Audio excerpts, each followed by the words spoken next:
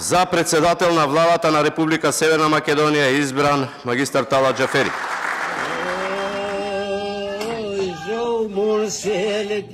Од рајот до пеколот, тоа во најкратки црти е судбината на Дуи во 2024 година. Во јануари добија премиер, во мај почна да им се пишува опозицијската судбина, која беше финализирана во јуни, кога официјално стана опозиција, по повеќе од 2 децении владење. По се изгледа, интегративците беа загубени во својата моќ, мислеа дека никогаш нема да паднат од власт, па десната рака на Али Ахмети, сега бегалец од правдата Артан Груби, реши да ги почасти политичките ривали со медикаменти против болки, бидејќи губеле по првиот круг од претседателските избори.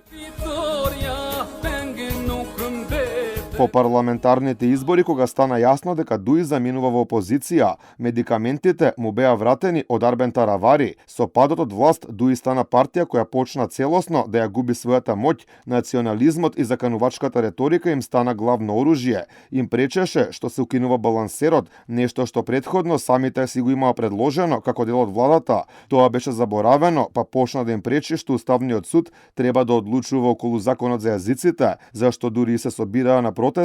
Национализмот стана единствена карта на која игра Дуи.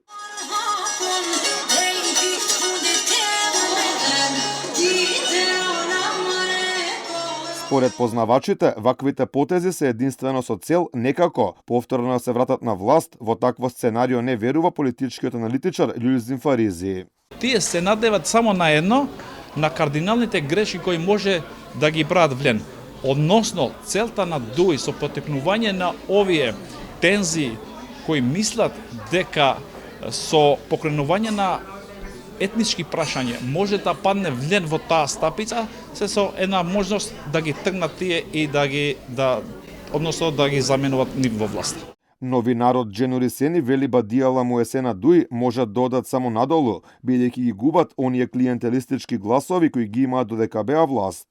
Веќе и членството почна да им сврти грб на Дуи, бејќи веќе тоа беше јавна тајна што се прави ове години, но кога се обелодени сето тоа што го направија и членството веќе не им верува, бејќи и сенката на Ахмети што тврдеше дека е чист како солда и типот избега надвор од земјата, бејќи Артан Груби е синоним на Дуи и Артан Груби е обвинет за корупција.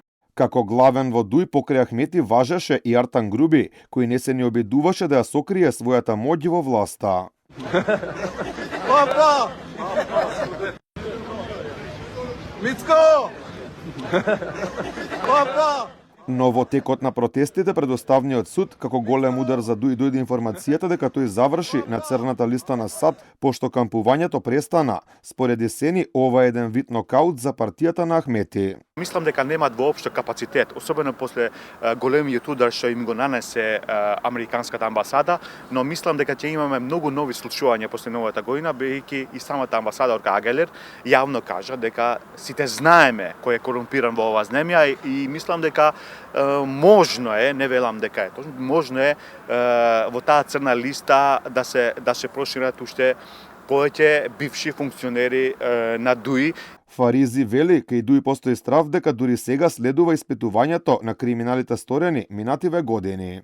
Веќе репутацијата на Дуи е нарушена со тоа што се открија криминалите, односно сомнежите за криминал и корупција од страна на бившиот вице-премиер во надводници, бидејќи тој беше и реалниот премиер во државата, и неговото бегство веќе почнува во Дуи да се сомневаат, односно да се плашат кој е следејќи, над кој може да се покрене иницијатива, односно да се поднесе кривична пријава. Од можеби најмоќна партија во власта до мај, Дуи стана партија која се плаши дека ќе почне да брои колку нивни поранешни функционери ќе завршат пред судовите и ќе одговараат за она што го сториле. Во моментов веќе двајца им се во бегство, покрај Груби недостапен за органите и поранешниот директор на лотарија Пърпарин Бајрами.